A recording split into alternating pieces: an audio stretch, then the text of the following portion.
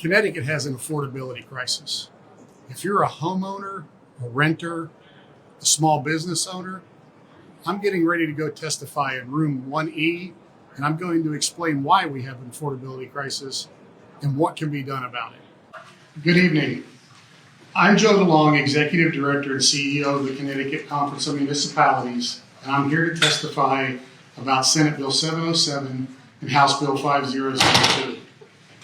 I want to begin my comments this evening by saying that any frustration I express in my comments is directed at years of state policy failures and not at this committee.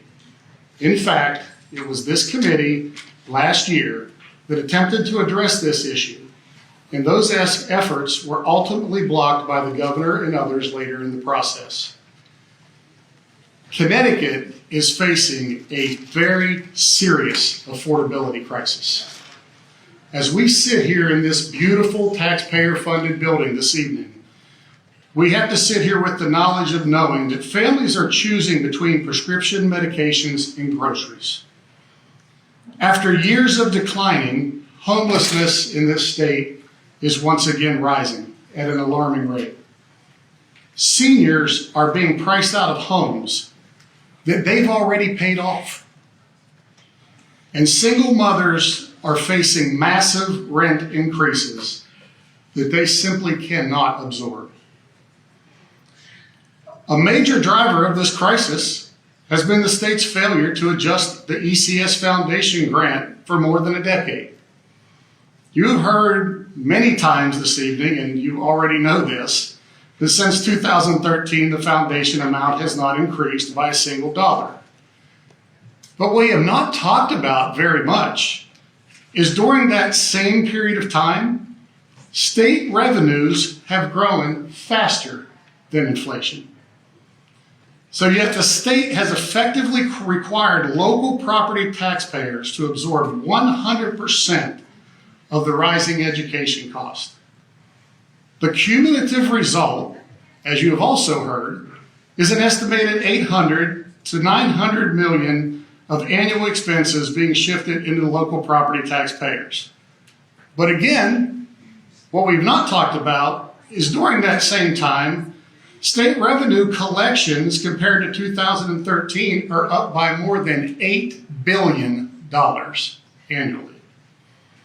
As a direct consequence of this continued state inaction, many communities are once again facing property tax increases of 10% or more this year simply to maintain existing services.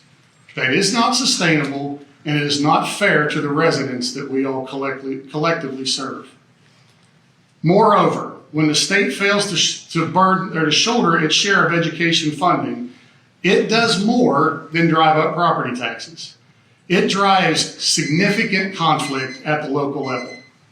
Municipal leaders and local boards of education are increasingly forced into adversarial budget battles over scarce resources, not because either side is acting irresponsibly, but because the state has created a structural shortfall that communities cannot close without painful trade-offs. That tension erodes collaboration and undermines public confidence in local governance. Just a couple more very quick points. Some will argue that this is necessary to prioritize pension obligations. And I will say that addressing those liabilities is important. But it is absolutely unreasonable to expect one generation of taxpayers to shoulder the full cost of fixing a problem that has been created over multiple decades, especially when it comes at the direct expense of affordability and local stability. And finally, we also hear that the state cannot afford more than a modest adjustment this year. Yet the governor has proposed spending $500 million on one-time rebate checks that go out just prior to the general election. If $500 billion is available in the couch cushions, then it should be invested in correcting the single largest structural imbalance driving property taxes and making Connecticut unaffordable. This is not about doing something symbolic. It is about doing something meaningful. I will just summarize by saying raising the ECS Foundation to $16,000 per pupil, restoring it in real dollars, and tying it to inflation going forward is not transformational policy. It is simply restoring the state's statutory commitment and preventing this crisis from repeating itself. I want to thank the committee for its time this evening.